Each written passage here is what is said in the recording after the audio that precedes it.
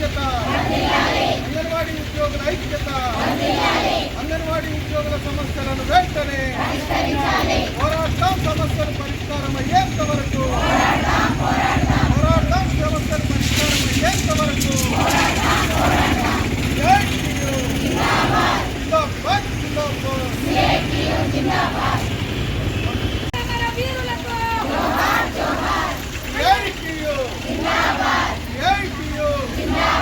అంగన్వాడీ ఉద్యోగుల ఐక్యత, అంగన్వాడీ ఉద్యోగుల ఐక్యత, అంగన్వాడీ ఉద్యోగుల సమస్యలను వెంటనే పోరాటం. సమస్యలు పరిష్కారం అయ్యేంత వరకు పోరాటం. సమస్యలు పరిష్కారం అయ్యేంత వరకు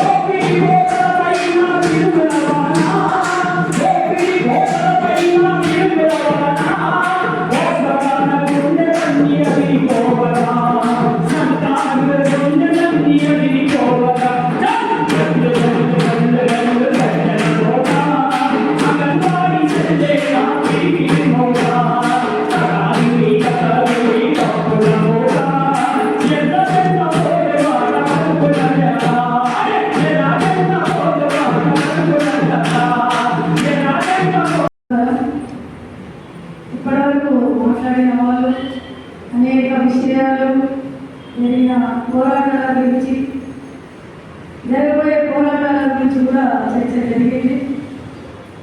వాస్తవంగా ఈ 3 సంవత్సరాల కాలంలో జరిగిన పోరాటాల గురించి ఈ మహాసభ చర్చించబోతుంది.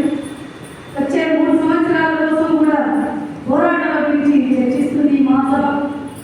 అదేవిధంగా ఇవాళ ఏదైతే కేంద్రంలో ఉన్న బీజేపీకి సంబంధించి కేంద్రంలో బీజేపీ ప్రభుత్వం అధికారంలో వచ్చిన తర్వాత ఇవాళ అనేక రకాలుగా పరిపాలన కావచ్చు, ఒత్తిడి కావచ్చు, అని గంటల విషయంలో కావచ్చు, అనేక సమస్యలు ఎదుర్కొంటుంది. కేంద్రంలో వచ్చిన బీజేపీ ప్రభుత్వం 3వసారి అధికారంలో వచ్చిన తర్వాత ఇవాళ స్కీమ్ వర్కర్లకు కార్మికులుగా గుర్తించాలని సిఐటిగా కార్మిక సంఘాలతో అనేక సార్లు సమ్మె జరిగినప్పటికీ కూడా మనకు ఒకవైపు నుంచి ధరలు విపరీతంగా జరుగుతున్నాయి, రెండో వైపు నుంచి మహిళలపై హత్యలు అత్యాచారాలు జరుగుతున్నాయి, మూడో వైపు నుంచి ఏదైతే మన చట్టాలు ఉన్నాయో చట్టాలు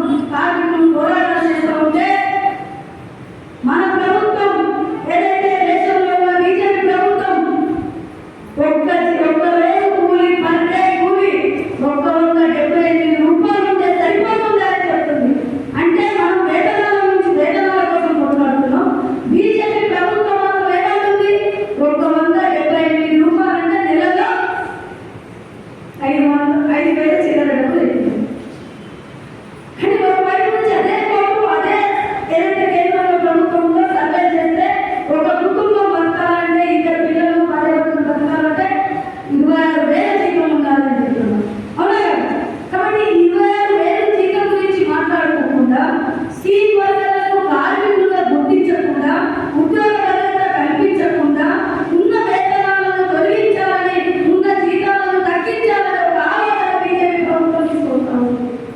రెండోది, ఇవాళ కేంద్రంలో ఎట్లయితే ఉన్న రాష్ట్రాలు ఉన్నాయో బీజేపీ ప్రభుత్వం రాష్ట్రాలు, అక్కడ కనీస వేతనాలు లేవు, ఉద్యోగ భద్రత లేదు, పని గంటల గురించి కూడా ఇవాళ చూస్తున్నాం.